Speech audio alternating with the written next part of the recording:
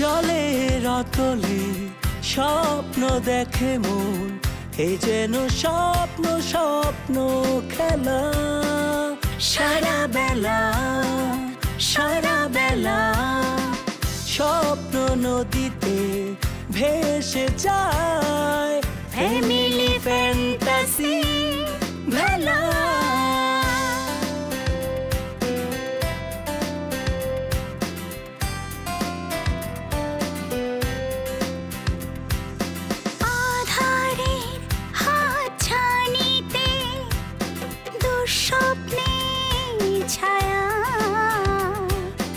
থমকে যায় সময় ঘড়ি, জানি সুখ তুমি ফিরবে বাড়ি।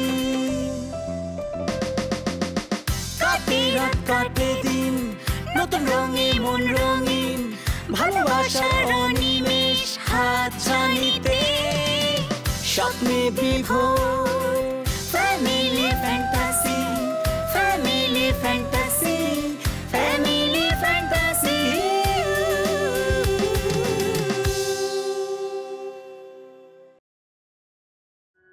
কি ব্যাপার, ঘুমাওনি তুমি? সকালে না যাবে? কি আশ্চর্য, আমি কি এত তাড়াতাড়ি ঘুমাই নাকি? আর সকালে স্টার্ট করবো 9টার দিকে। তুমি কি করো? এই তো, আর কি করব, বাবা ঘুমিয়েছে আর আমি ছাদে বসে বসে বই পড়ছি। ওরে খবরের মধ্যে বলতে চাচ্ছিলাম কি, আমি কাল সকালে গ্রামে যাব। গ্রামে গেলে লোকজন আমার ধরে মারবেন না তো? সব ঠিকঠাক আছে তো? কি কন, কেডা ফিরাবে আপনারে? আমরা আছি না। আপনি কি চুরি করছেন না ডাকাতি করছেন? আর আপনার দোষ কি?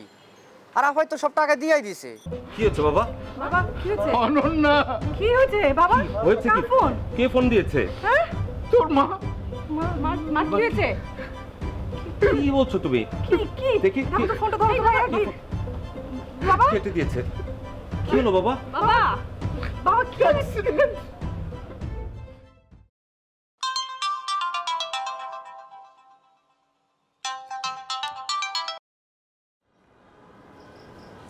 হ্যালো শাম্য, আমি সব শুনেছি। কি থেকে যে কি হয়ে গেল, আর আমি যে তোমাকে কি বলে সান্ত্বনা দেবো আমি বুঝতে পারছি না। দেখো, আমি তোমাকে একটা কথা বলি, তুমি বাড়ির বড় ছেলে, তোমাকে এখন শান্ত থাকতে হবে। মহু, আমার না কিছু ভালো লাগছে না, মনে হচ্ছে সব কিছু ছেড়ে পালিয়ে যাই। শাম্য, তুমি এমন করলে তো চলবে না, তোমাকে শক্ত থাকতে হবে। তুমি বাড়ির বড় না। কি করে শক্ত হবো বলো? আর কখনো মার সঙ্গে দেখা হবে না, মার কোলে ঘুমোতে পারবো না, ছোট ভাইটাকে জড়িয়ে ধরতে পারবো না। তুমি শক্ত হওয়ার কথা বলছো আমাকে, এটা তুমি পারবে? পারতে হবে শাম্য, তুমি না পারলে কে পারবে বলো? দেখো, বড় স্যারের যে শরীর খারাপ, তাকে নিয়ে অফিসে সবাই দুশ্চিন্তায় আছে। তার মধ্যে তুমি যদি এরকম অসুস্থ হয়ে পড়ো তাহলে কিভাবে হবে? তোমার ছোট দুটো বোন আছে, ওদেরকেও তো তোমার টেক কেয়ার করতে হবে। তুমি এরকম ভেঙে পড়লে তো চলবে না শাম্য। জানি মৌ, জানি, কিন্তু নিজেকে সামলাতে, নিজেকে মানাতে পারছি না, আমি সান্ত্বনা নিতে পারছি না। আমি অনেকবার তোমাকে ফোনে ট্রাই করেছি, আমি বুঝতে পারছি এই সময়ে তোমার কথা বলার মন মানসিকতা নেই। তারপর আমার কাছে মনে হলো যে একটু কথা বললে তোমার ভালো লাগবে। না মৌ, সবাই এত সান্ত্বনা দেয়, এত বারবার ফোন করে, ভালো লাগে না এসব। তা তো দেবেই, এই সময় তো সবারই ফোন দেওয়ার কথা, সান্ত্বনা দেবে। আর সুখে দুঃখে যারা পাশে থাকে তারাই তো আপনজন শাম্য। আমি জানি, সব জানি, কিন্তু আমার যে কষ্ট, এখন যে কষ্টটা হচ্ছে, সেটা কি কেউ দেখতে পায়? দেখতে পায় না, অনুভব তো করে। দেখো, এ কদিনে বাবার শরীর আরও খারাপ হয়েছে। এখন আমি তোমাকে এসব কথা বলতে চাই না শাম্য, আমি কি তোমার সাথে একটু দেখা করতে পারি? আমি পারবো না মৌ, আমার কিছু ভালো লাগছে না, আমাকে আর কটা দিনে একা থাকতে দাও প্লিজ। একটা রিকোয়েস্ট, অফিসটার দিকে একটু খেয়াল রেখো।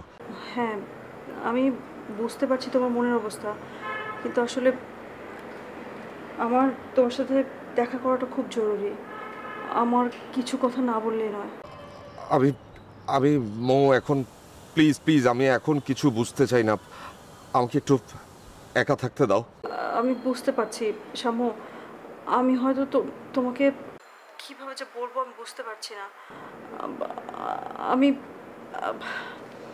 আচ্ছা ঠিক আছে, টেক ইউর টাইম। কিছু মনে করো না প্লিজ। সবকিছু কেমন যেন খুব বিষাক্ত লাগছে, সবকিছু বড় এলোমেলো হয়ে গেল। কোথা থেকে যে আবার সব শুরু করবো আমি বুঝে উঠতে পারছি না। নিজেকে সময় দাও, ফ্যামিলিকে সময় দাও, দেখবে আস্তে আস্তে সব ঠিক হয়ে যাবে। তুমি অফিসে গিয়ে বসো, দেখো তোমাকে তো পারতেই হবে। তোমার যদি খুব বেশি খারাপ লাগে আমাকে ফোন দিও। আচ্ছা ঠিক আছে, দেবো। আমি রাখি তাহলে। বাই।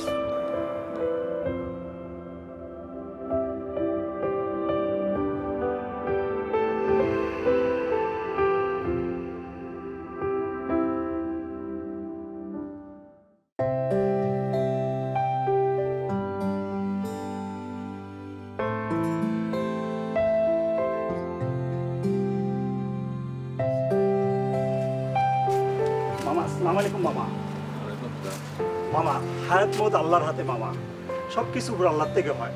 আল্লাহ বলছে বালা মুসিবত হলে বেশি বেশি আল্লাহকে ডাকতে হয় মামা। মন খারাপ করেন না মামা। বলা কি শেষ হয়েছে? জি মামা, শেষ হয়েছে। আর একটু বলার ছিল, তা এই সিচুয়েশনে বলা ঠিক হবে কিনা বুঝতে পারছি না মামা। বইলা ফেলাও। মামা, আপনি আমাদেরকে ভুলে গেছেন, আগের মতো আমাদেরকে একটু সময় দেন না মামা। বোঝই তো, মনে শান্তি নাই।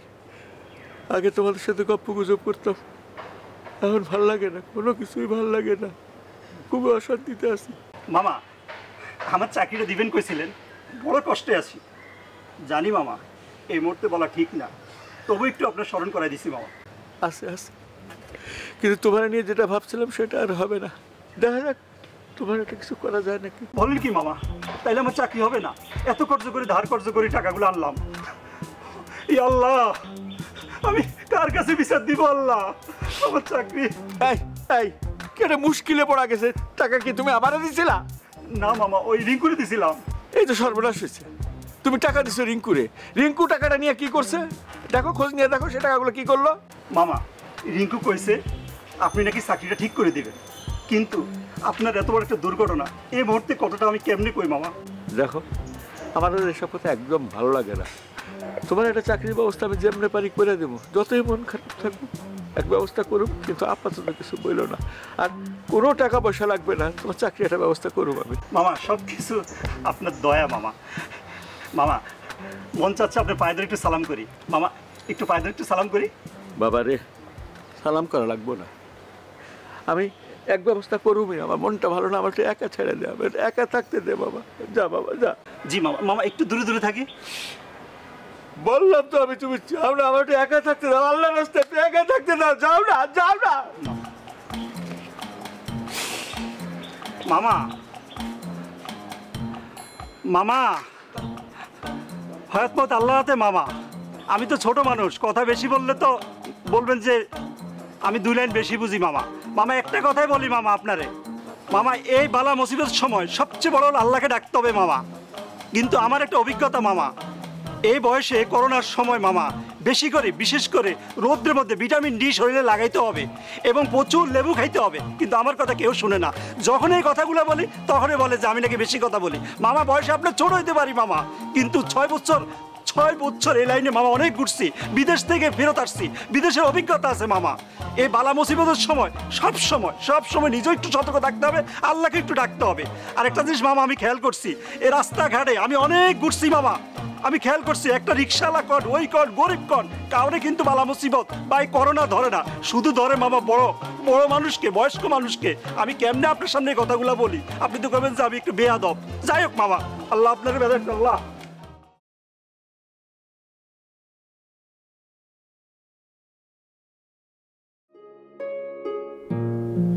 আজকে বাড়ি চলবো। কি বলছো? বাসার এই অবস্থায় আমি বাড়ি চলে যাব? আমার একটা দায়িত্ববোধ আছে না? আর আমি এখন চলে গেলে বাড়ির সবাই কি ভাববে? কোন দায়িত্বের কথা বলছো তুমি? হ্যাঁ, দায়িত্ব? সারাক্ষণ তো নিজে ঘরের মধ্যে পড়ে থাকো, ভাইয়াকে একটু সময় দিলেও তো পারতে। হ্যাঁ, সেগুলো তো কিছু করো না, আবার দায়িত্বের কথা শোনাচ্ছ। কুলখানি শেষ হয়ে গেছে, তাও কয়েকদিন হয়ে গেছে। এখন যদি তুমি চলে যাও, কেউ কোনো কিছু ভাববে না। তোমার নিজের বাড়িতে চলে যাওয়াই ভালো। সেখানে গিয়ে যত খুশি ফেসবুকিং করো, মোবাইলে কথা বলো, নিজের মতো থাকো, কেউ কিচ্ছু মনে করবে না। আর শোনো, সিম পাল্টে আমার সাথে আর কথা বলতে হবে না, কারণ আমি তোমাকে আর ফোনই করবো না, তাই তোমার ফোন বিজিও থাকবে না।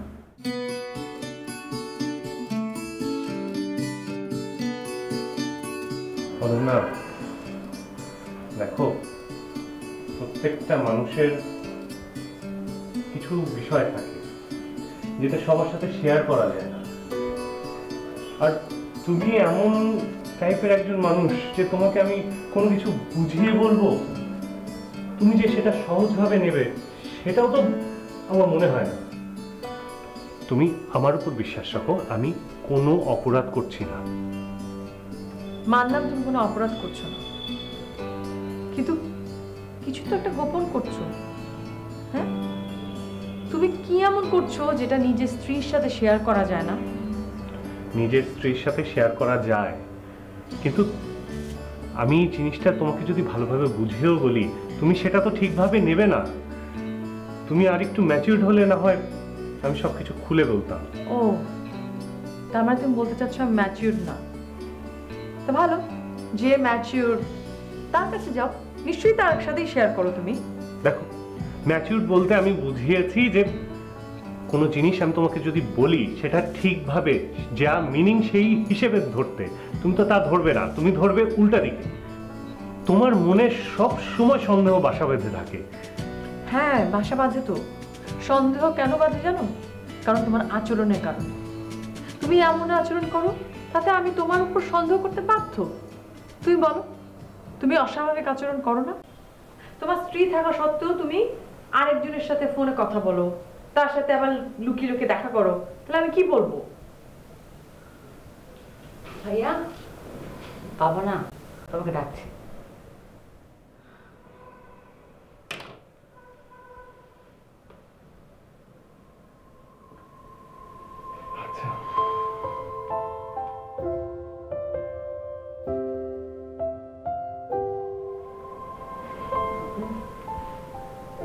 আসলে কেমন ফাঁকা ফাঁকা লাগছে না? কেমন যেন এলোমেলো লাগছে সবকিছু। সত্যি আমার এখনো বিশ্বাস হয় না, জানিস? মনে হয় মা সকাল বাড়িতেই আছে।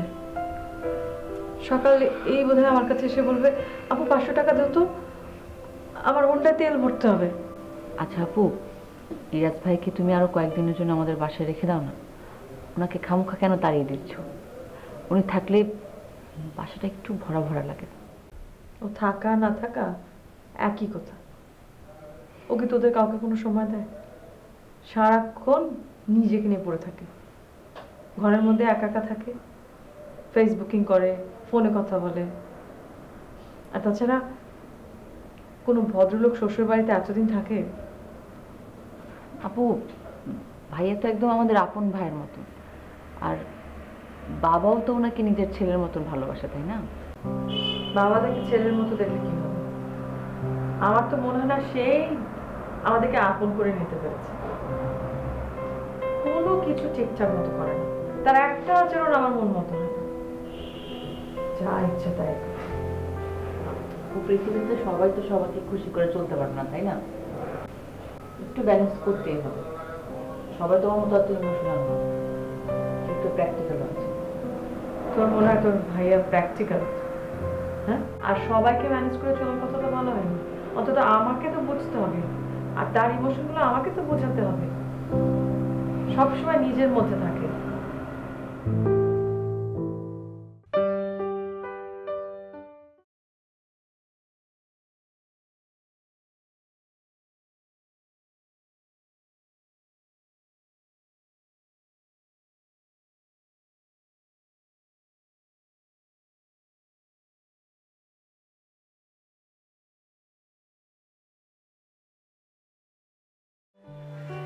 কি সর্বনাশটা আমার হয়ে গেল রে আকাশ।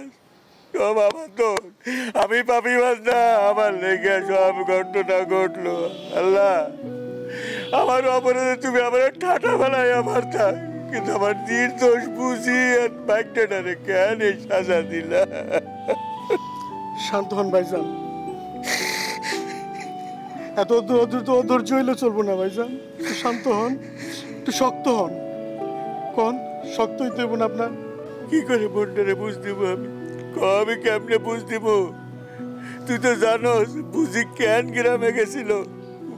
জানোস না? সব জানি, সব বুঝতেছি, কিন্তু হাত মুদের উপর তো কারো হাত নাই ভাইজান। আকাশে সব দোষ আমার, আমি পাপি। আল্লাহ পাক কেন আমার এত বড় শাস্তি দিলা? আমার শাস্তি আমার পুঁজির উপরে কেন দিলা?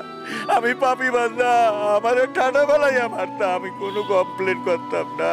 শান্ত হন ভাইজান, শান্ত হন। এইভাবে কান্দাকাটি করে কি হইব কোন? তার চেয়ে বরং আল্লাহর কাছে ক্ষমা চান, মাপ চান আল্লাহর কাছে। মাফি তো চাইতে চাইতেছিলাম, বুঝির কাছে গিয়া পাটা জড়াই ধরে কইতাম, বুঝি আমারে মাফ করে না। আল্লাহ তো সেই সুযোগটা আমারে দিল না, তার আগে আমার বুঝিরে তুলে নিল। আমার কি কষ্ট কম হইতেছে ভাইজান? আমার অনেক কষ্ট হইতেছে। আমরা তো না বুঝে এই অন্যায়টা করছি ভাইজান, আর এর শাস্তি আল্লাহ আমাকে এইভাবে দিল ভাইজান। তুই তো অহনো বাইর করতে পারলি না। বুঝির কাছে কেডা টেলিফোন করছিল, কেডা আমার নামে উল্টা পাল্টা কইছিল, বুঝি যেই ফোনটা পাইয়া গ্রামে গেছিল। আমি তো খুশ করে করে হয়রান হয়ে গেছি ভাইজান। কারে যায় জিগামু যে আসলাম ভাইয়ের নামে কি কইছস? কোন এমন কথা কাউরে জিগান যায়? বুঝি যদি ওই ফোনটা না পাইতো তাহলে তার গ্রামে যাইতো না, আর গ্রামে না গেলে তো এই ঘটনা ঘটতো না। বুকটার উপর একটা পাথর রয়েছে, পাথর, নিঃশ্বাস নিতে কষ্ট হয় আমার। আমার অপরাধের সাজা আমার বুঝি কেন পাইলো আল্লাহ? আমার কি মনে হয় ভাইজান জানেন, আপনার একবার গ্রামে যাওয়া উচিত। গ্রামে গেলেই কেমনে কি ঘটলো সব খোলাসা হয়ে যাইতো। তুই ঠিকই কইছিস, গ্রামে গেলে একটা সুরাহা হইতো, কিন্তু এই অবস্থায় বাড়িতে এগো ফেলায় তুই আমি কেমনে যাই? আমার তো পা চলে না। সবই তো বুঝতেছি ভাইজান, কিন্তু কি করবেন এখন? আল্লাহ পাক, অপরাধী আমি জানি তুমি অপরাধীর সাজা দাও, কিন্তু আমার সাজা কেন আমার বুঝির উপরে দিলা? আর ভাল লাগে না আক্কা, মাসতে মনে কয় না, মনে আছে রে গাড়ির তলে পড়ে মরে জায়গা। তোবা করছি ভাইজান, গ্রামে চলে যাবো, খাই না খাই ওখানেই থাকুম। এ ধরনের পাপ কাজে আর জড়াবো না ভাইজান। আল্লাহ আমাদেরকে সাহায্য করার জন্য এই শাস্তিটা দিল ভাইজান। আমি অপরাধ করছি, আমি পাপি। আল্লাহ পাক সাজা তুমি আমার দিতা, তুমি টানা ফেলাই আমার ডাইরেক্ট বাইরে ফেলাইতা। আমার অপরাধের সাজা কেন আমার বুঝিরে দিলা? আমার বুঝি তো নিষ্পাপ, বাইকটার উপরে কেন দিলা? আল্লাহ, আমি এই নিয়ে এই জীবন নিয়ে কেমনে বাঁচুম? আমার মনে হইলে বুকটার ভিতরে হা করতেছে। ভাইজান, তার লীলা বুঝা বড় কঠিন ভাইজান। কান্দেন না, আল্লাহকে দোয়া করে আল্লাহ যেন জান্নাত নসিব করে। আল্লাহ জায়গা তোর মতো জায়গা আমার একা থাকতে আমি পাগল হয়ে যাবো, আমার আর ভালো লাগে না। একটু শান্ত থাকেন ভাইজান, শক্ত হন ভাইজান, আল্লাহর কাছে একটু দোয়া করেন। গেলাম। আল্লাহ